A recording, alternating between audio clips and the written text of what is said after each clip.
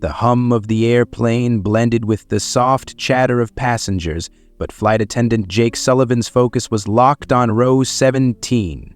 The girl, around 16 years old, sat stiffly next to a man in a perfectly tailored suit. Something was wrong. Her trembling hands fidgeted nervously and her eyes darted around like a trapped animal. Then it happened. A subtle signal, her thumb tucked inside a clenched fist. Jake's heart stopped. It was the universal distress signal for trafficking. At that moment, he knew this wasn't just a flight. It was a race against time to save her. But before diving into the story, let me know where you're watching this from in the comments below, and if you enjoy this story, don't forget to subscribe and hit the notification button so you won't miss the next ones. Jake Sullivan stood at the galley, scanning the rows of passengers as the aircraft ascended to cruising altitude. The hum of the engines usually brought a soothing predictability, but today it felt like a sinister undercurrent. Years of experience as a flight attendant had sharpened Jake's ability to read the room, or in this case, the cabin, and what he was seeing now wasn't normal. Row 17 caught his attention. A middle-aged man in a crisp suit, too crisp for a casual flight to Las Vegas, sat stiffly beside a young girl. The girl couldn't have been older than 16, her slender frame almost swallowed by the oversized hoodie she wore. She seemed to shrink further into her seat as the man leaned toward her, speaking in low, curt tones. Jake noticed the man's grip on her wrist. It wasn't forceful, but it was enough to make the girl flinch slightly whenever he moved.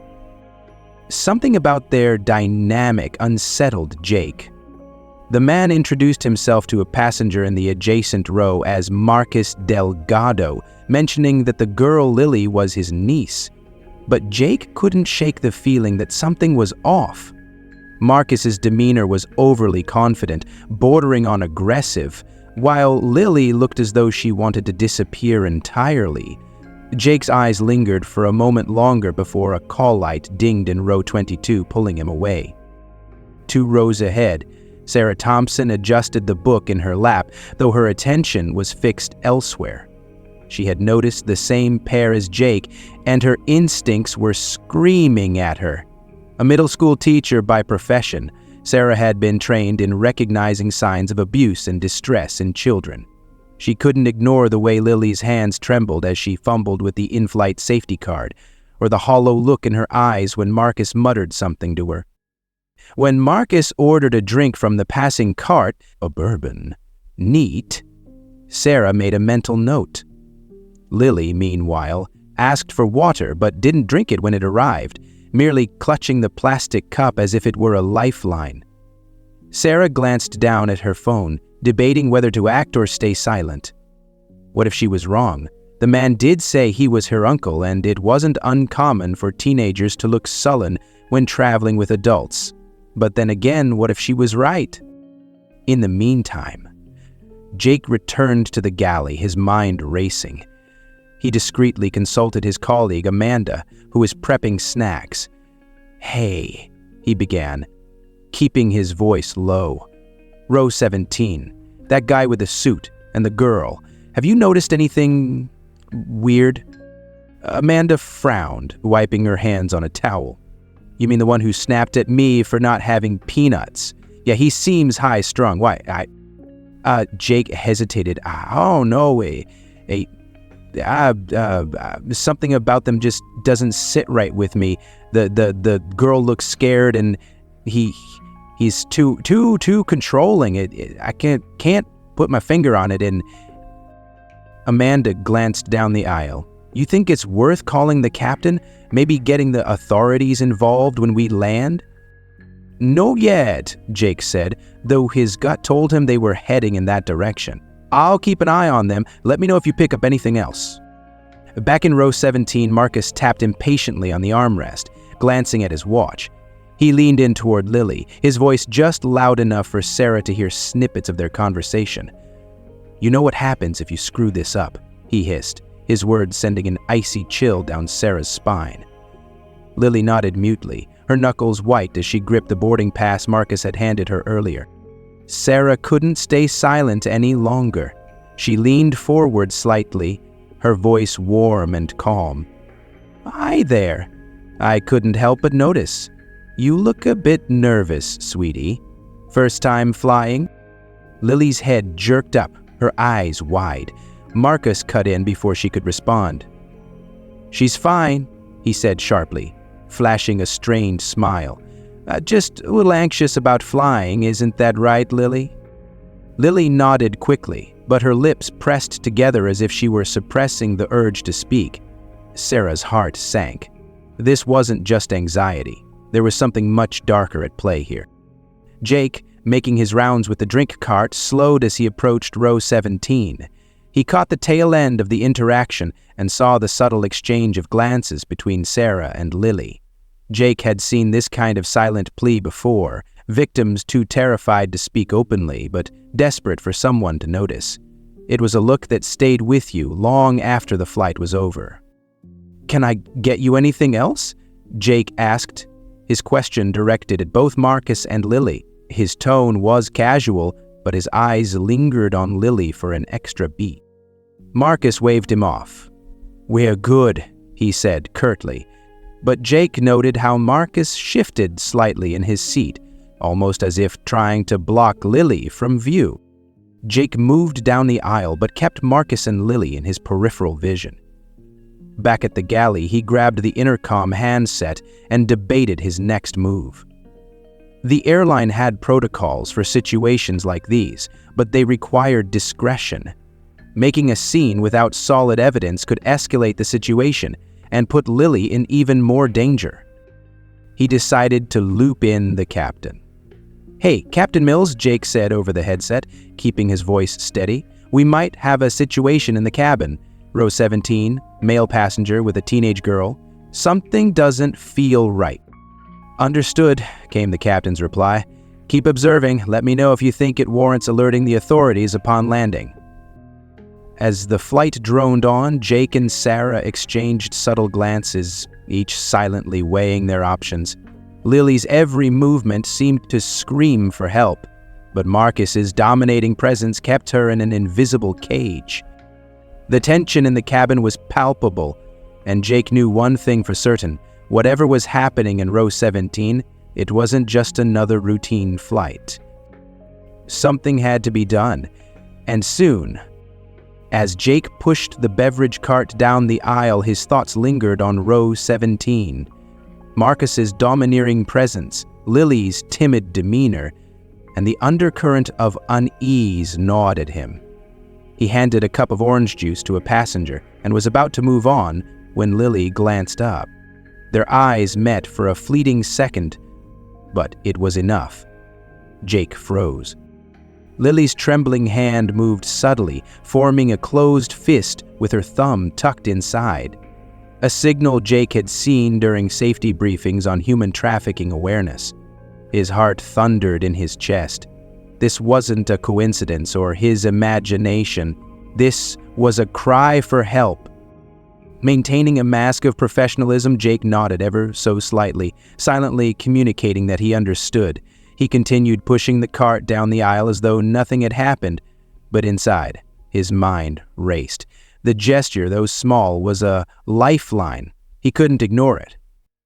When he reached the galley, Jake set the cart aside, his hands trembling as he grabbed the intercom. He pressed the button to contact the cockpit. "Captain Rodriguez," he said, his voice calm despite the adrenaline surging through him. "We've got a potential situation in row 17. Passenger Lily Chen gave the trafficking distress signal. The man with her, Marcus Delgado, is claiming to be her uncle." There was a brief pause before Captain Rodriguez responded, his tone measured. "Understood. Keep monitoring. I'll contact ground authorities and arrange for law enforcement to meet us on landing." Jake's pulse quickened. He hung up and turned to Amanda, who was restocking snacks. "We have a code Bravo," he said, using the airline's code for suspected trafficking. Her eyes widened, but she nodded. Years of training kicked in, and together they prepared to covertly monitor the situation. Back in the cabin, Sarah Thompson had also noticed the signal. Though she hadn't been explicitly trained for it, Her experience as a teacher made her alert to nonverbal cues. Lily's fleeting glance in Jake's direction and her clenched fist didn't escape her attention. She leaned back in her seat, formulating a plan. Whatever was happening, she couldn't stand by. Jake re-entered the cabin, his demeanor composed. He walked past row 17, casually adjusting items in the overhead bins, his sharp eyes taking in every detail. Marcus had shifted his body to block Lily's view of the aisle. His tone was low but clipped, his words inaudible. Lily stared down at her lap, her fingers clutching the hem of her hoodie like a lifeline. Jake's voice came over the intercom moments later, announcing turbulence and requesting passengers remain seated. It was a subtle ploy, giving him an excuse to move through the cabin without drawing suspicion. As he passed Sarah's row, she caught his eye, her expression signaling she was aware of the situation.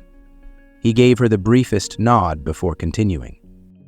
The minutes ticked by agonizingly slow. Jake discreetly positioned himself near row 17, pretending to adjust a passenger's seat.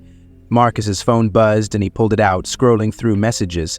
For the first time, his grip on Lily's arm loosened. Seeing her chance, she glanced at Jake again, her eyes pleading.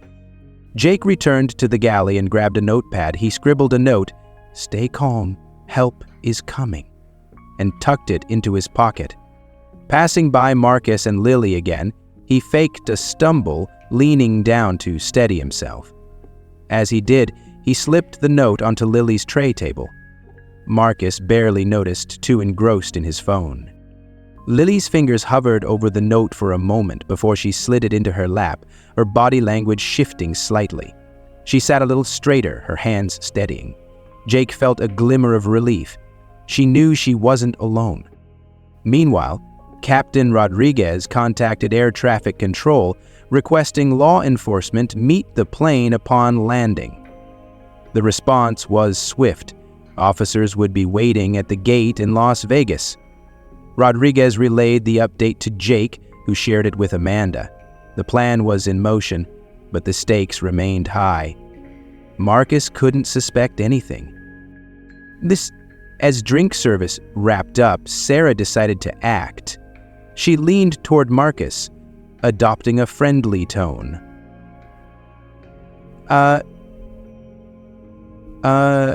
Your niece looks a little nervous," she said. "First time flying?" Marcus's head snapped toward her, his smile thin and forced. "She's fine, just not a fan of aeroplanes." "Understandable," Sarah said, her voice light. "I teach middle school and I've seen plenty of students get anxious about travel. It's always good to talk it through, though." Marcus shifted in his seat, clearly uncomfortable. "She doesn't need to talk," he said sharply. "We're good here." Sarah smiled politely but didn't back down. Her questions weren't random, they were strategic, meant to unsettle Marcus and buy time. She noticed how his answers were evasive, his tone growing defensive. It only reinforced her suspicion that Lily wasn't safe. Jake observed the exchange from a few rows back, ready to intervene if necessary. Marcus's agitation was palpable, but he refrained from causing a scene. For now, Jake's priority was ensuring Lily's safety until they landed. The tension in the cabin was suffocating. Each glance, each movement felt loaded with meaning.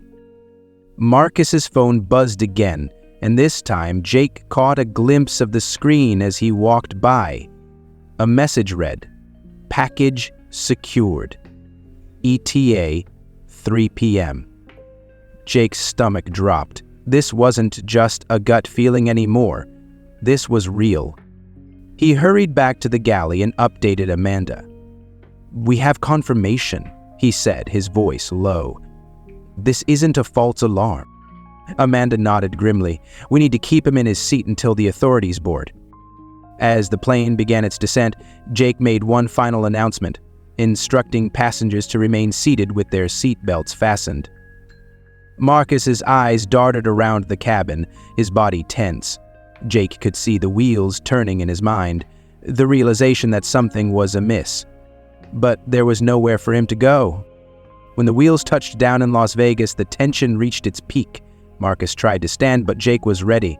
"Sir, please remain seated until the seatbelt sign is turned off," he said firmly, blocking the aisle. Oh, Marcus glared at him but sat back down. Lily's hands clutched the seatbelt across her chest, her breathing shallow.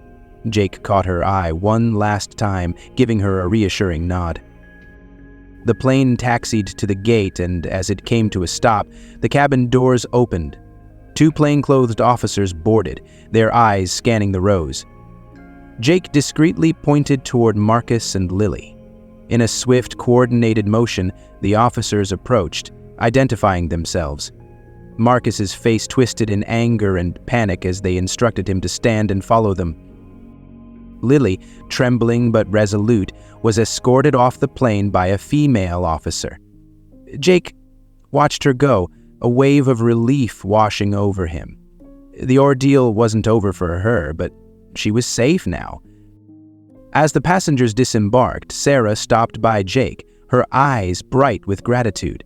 "You did the right thing," she said softly.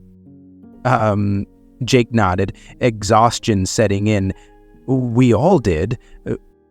The flight was over, but its impact would linger, a reminder that vigilance and courage could make all the difference. The cabin buzzed with the low hum of passengers chatting or dozing off, oblivious to the storm brewing in row 17. Jake Sullivan hovered near the galley, his sharp gaze fixed on Marcus and Lily. The growing tension between the pair had morphed into a palpable threat. Each time Marcus leaned toward Lily, his words inaudible but his intent menacing, Jake's jaw tightened. He exchanged a glance with Sarah Thompson, who gave him a nearly imperceptible nod. They were aligned. Action was necessary, and it had to be now. Jake took a deep breath and grabbed the intercom. His voice was calm but firm as he announced, "Ladies and gentlemen, we are entering a patch of turbulence. For your safety, please remain seated with your seatbelts fastened. Additionally, to ensure balance across the cabin, some passengers may be offered upgraded seating. We appreciate your cooperation." The announcement served its dual purpose, informing the passengers and creating the perfect pretext to intervene. Jake nodded at Tom, the senior flight attendant, and they moved into action. Jake approached row 17, plastering on his most professional smile. "Sir," he said, addressing Marcus, "we've identified a more comfortable seat in business class for you. Would you like to move?" Marcus's eyes narrowed, his grip on Lily's wrist visibly tightened, causing her to flinch. "You're fine here," he said, his tone curt, his eyes darting suspiciously between Jake and the other crew members. "We don't need to move." Jake's pulse quickened, but he maintained his composure. "It's complimentary, sir. We're simply trying to balance the aircraft for safety reasons." "I said no," Marcus snapped, his voice sharp enough to make nearby passengers glance over. Before Jake could respond, Sarah took her opportunity. She stood abruptly, clutching the back of her seat for support, and staggered into the aisle. Her movements were exaggerated but convincing. Sorry," she exclaimed, stumbling into Marcus. Her body collided with his, forcing him to loosen his hold on Lily's wrist as he instinctively raised his hands to push Sarah away. "What the hell?" Marcus growled, shoving her aside with more force than necessary. His reaction drew the attention of several nearby passengers, their murmurs rippling through the cabin. Jake moved swiftly. As Marcus turned to glare at Sarah, Jake reached down, unclasped Lily's seatbelt, and gently but firmly pulled her into the aisle. "Come with me," he whispered, shielding her with his body as he guided her toward the galley. Marcus, realizing what was happening, shot to his feet. "Hey, what are you doing? She's my niece!" His voice boomed across the cabin, silencing the murmurs as all eyes turned toward him. He lunged toward Jake, but Tom was ready. "Sir, sit down," Tom barked, stepping into Marcus's path. The usually mild-mannered attendant now stood firm, his hands raised defensively but his stance unyielding. "She's coming with me," Marcus roared, his face contorted with anger. He tried to shove past Tom, but the turbulence hit at that exact moment, sending the plane into a sudden jolt. Marcus lost his balance, stumbling backward into his seat. The chaos escalated. Passengers craned their necks, some pulling out their phones to record the commotion. Marcus scrambled to his feet, his movements erratic. "You don't understand, she's my responsibility," he shouted, his voice frantic.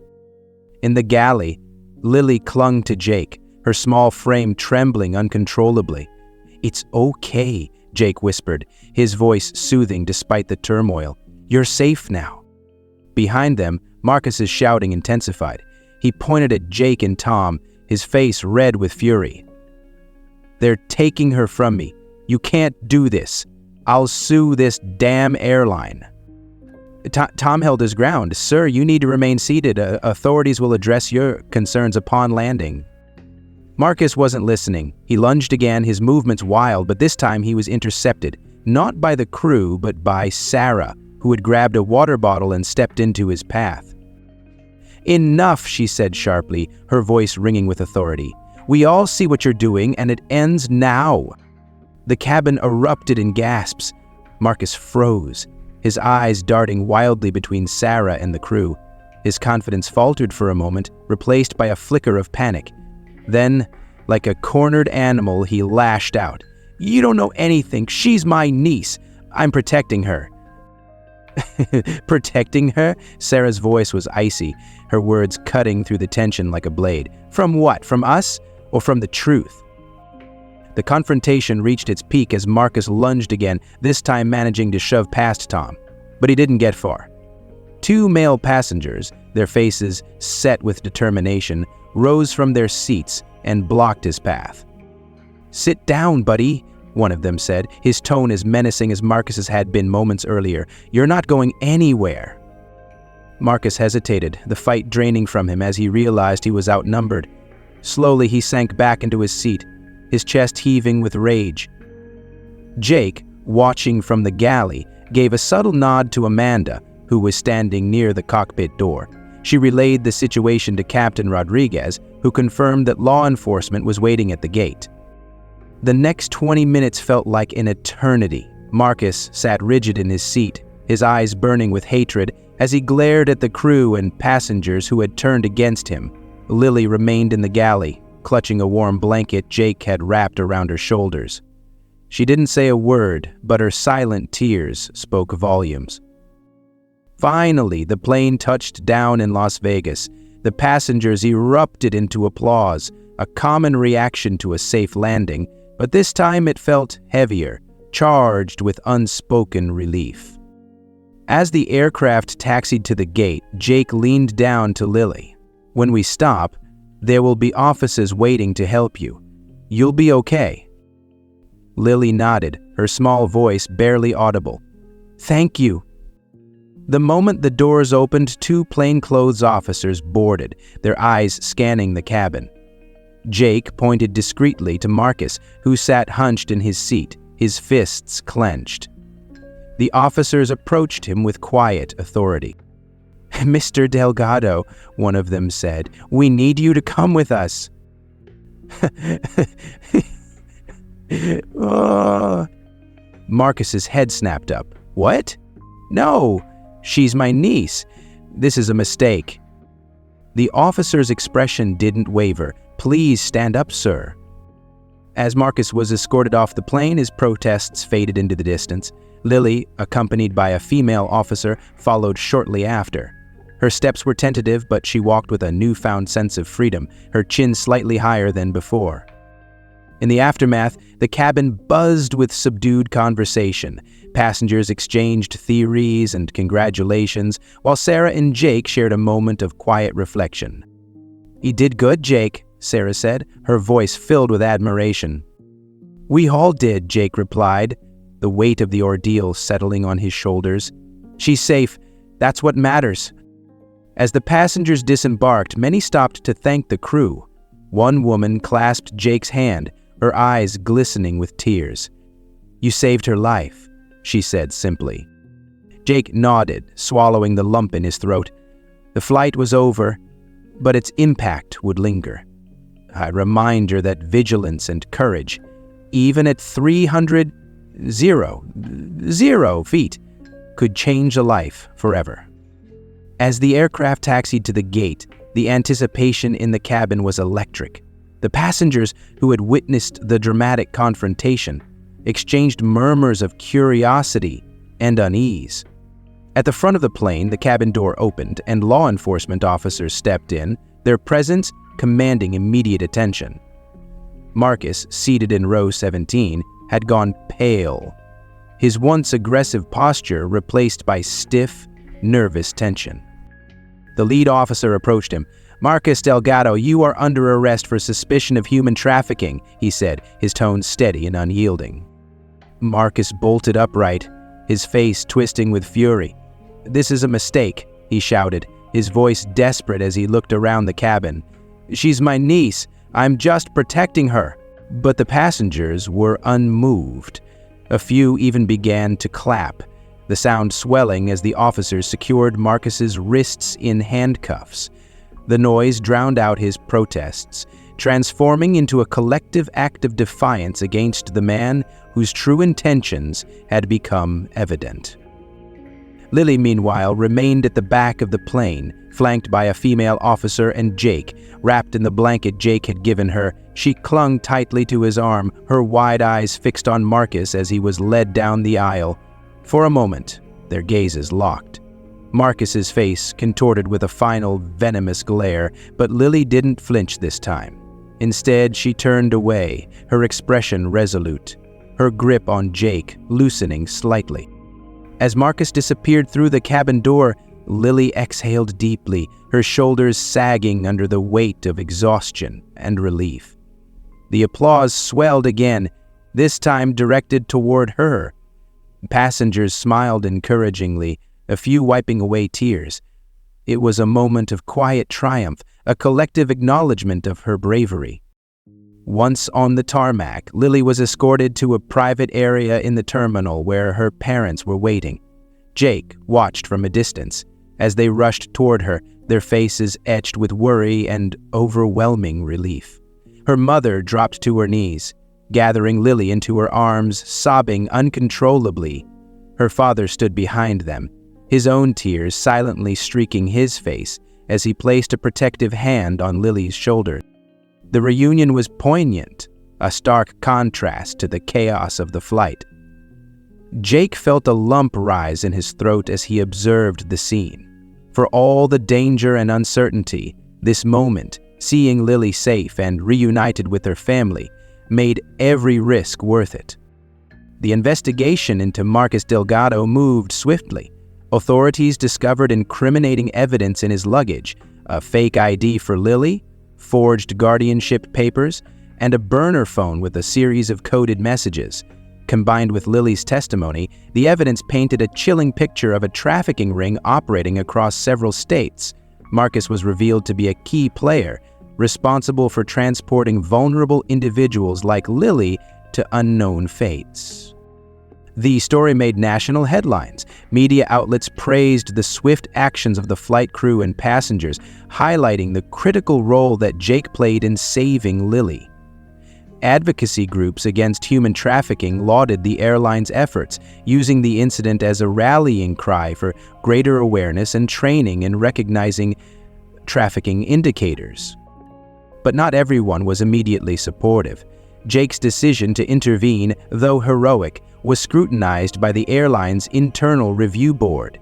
Deviating from standard protocol was a serious matter, and some executives worried about potential liabilities. Jake was called in for an interview, his actions dissected by stern-faced supervisors. "Mr. Sullivan," one of them said, her voice clipped, "you acted outside the bounds of company policy. While we acknowledge the positive outcome, Your actions could have endangered other passengers." Jake sat straight in his chair, his expression resolute. "With all due respect," he replied, his tone steady, "the protocols we have are designed for typical scenarios. This wasn't typical. If I hadn't acted, Lily might not have made it off that flight alive. I'll take whatever consequences come my way, but I won't apologize for doing what was right." The room fell silent. The supervisors exchanged glances, their stern demeanor softening slightly. They dismissed Jake with a promise to review the matter further. Meanwhile, public support for Jake surged. Passengers from the flight shared their experiences on social media, describing his calm professionalism and quick thinking. Lily's parents in particular became vocal advocates for Jake, calling him their daughter's guardian angel during interviews. Advocacy organizations rallied behind him, circulating petitions and open letters to the airline demanding that his actions be celebrated, not punished. Within days, the airline issued a statement commending Jake and the crew for their bravery, acknowledging the unique circumstances of the incident. Jake's job was safe, and he was awarded a commendation for his efforts. The announcement was met with widespread relief and applause, further cementing Jake's role as a hero. For Lily, the road to recovery was just beginning. Her parents arranged for therapy to help her process the trauma, and law enforcement provided support throughout the legal proceedings against Marcus and his associates. Though she remained quiet and withdrawn in the days following the flight, there were glimmers of resilience. When asked about Jake, she managed a small smile and said, "He believed me. That's all I needed." Jake, too, carried the weight of the experience. He returned to work shortly after, but every time he stepped onto a plane, he found himself scanning the faces of passengers, wondering if another Lily might be hidden among them. The thought was sobering, but also motivating. He made it his mission to advocate for better training and awareness within the airline industry, determined to ensure that no one else would slip through the cracks. Several months later, Jake received a handwritten letter. It was from Lily. "Dear Jake, I don't know if you remember me, but you saved me on the flight to Las Vegas. I wanted to say thank you, but I didn't know how to put it into words until now. I was so scared, but you and the others made me feel safe for the first time in a long time. My parents call you a hero, but to me, you're more than that. You're the person who gave me back my life. I'm doing better now. I'm back in school and I'm starting to feel like myself again. My parents say I'm strong, but I think part of that strength comes from knowing there are people like you in the world. Thank you for believing me when no one else did.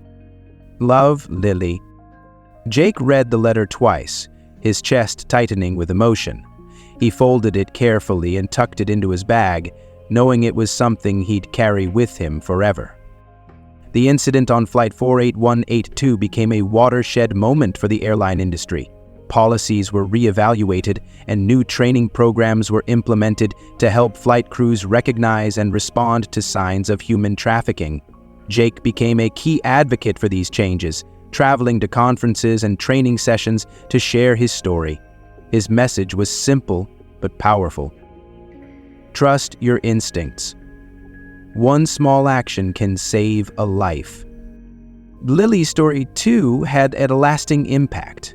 Her courage in coming forward inspired others to speak out, leading to the rescue of more victims and the dismantling of several trafficking networks. For Jake and everyone involved, the flight was no longer just an extraordinary event.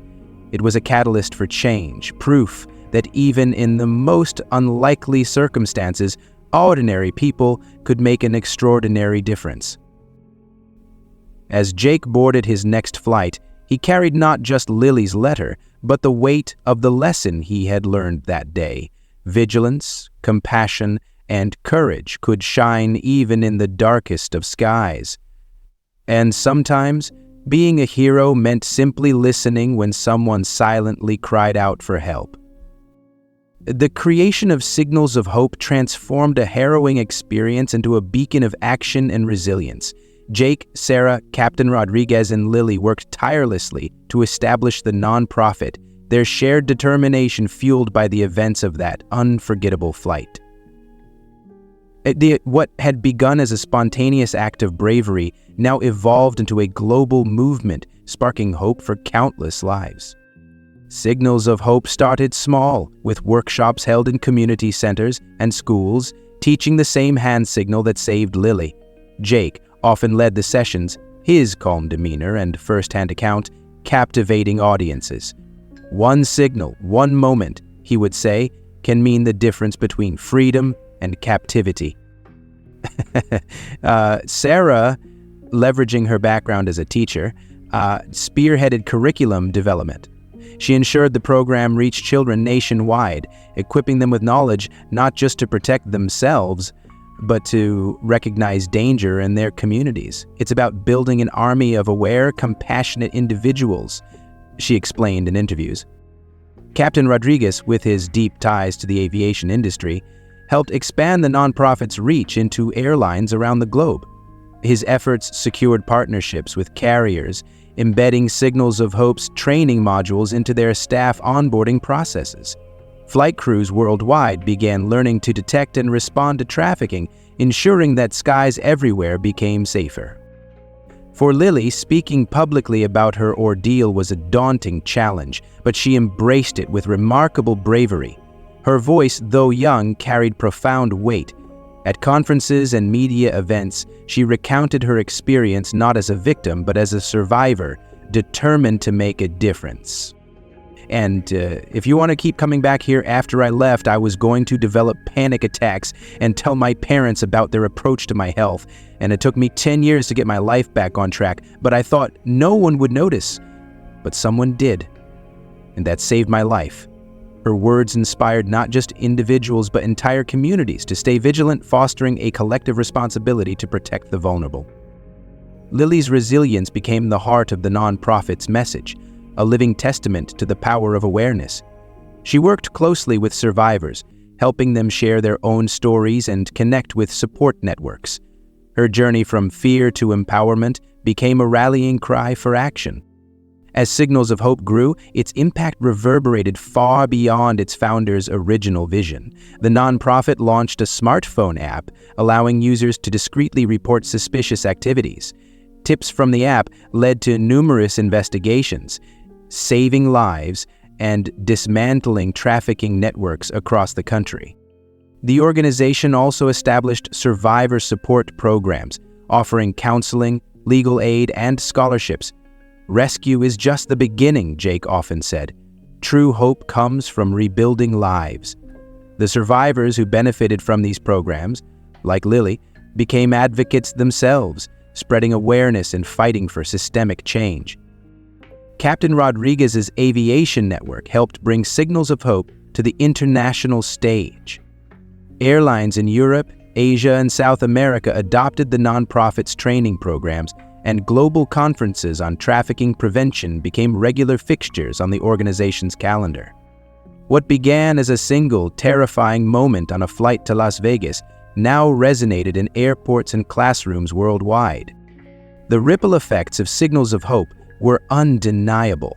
Trafficking cases decreased as awareness grew. Communities rallied around the vulnerable, creating local support systems and fostering collaboration between citizens and law enforcement. Legislation strengthened, making it harder for traffickers to operate in the shadows. For Jake, the nonprofit became more than a calling. It was his life's work. He found meaning in the countless lives touched by their efforts, the silent pleas for help that would now be heard. Every news story of survival, every tip that led to a rescue, was a reminder of the profound power of action. In her own way, Sarah found fulfillment in knowing that children across the country were safer because of the programs she had helped create. The signal that saved Lily became a universal language taught in schools, camps, and community centers, a silent promise that no one was truly alone. Lily, now older, carried the torch of hope with unwavering determination. Her work with Signals of Hope became her purpose, each step forward a triumph over the shadows of her past. She often said, "She thought I was alone, but now I know the world is full of people willing to fight for those who can't fight for themselves." Years later, Jake sat by a window overlooking a bustling airport. A young family passed by, the father holding his daughter's hand as she waved goodbye to someone on the other side of the glass. Jake's thoughts drifted back to that pivotal flight. He could still see Lily's face, her trembling hand making that small, desperate signal. In that moment, he knew they had created something that would outlast them all. Signals of Hope wasn't just an organization, it was a testament to the power of ordinary people coming together to fight against extraordinary evils. Lily's words echoed in his mind. One signal, one moment, can change everything. And with that, Jake smiled, knowing that their work had done exactly that. For Lily, for countless others. For the future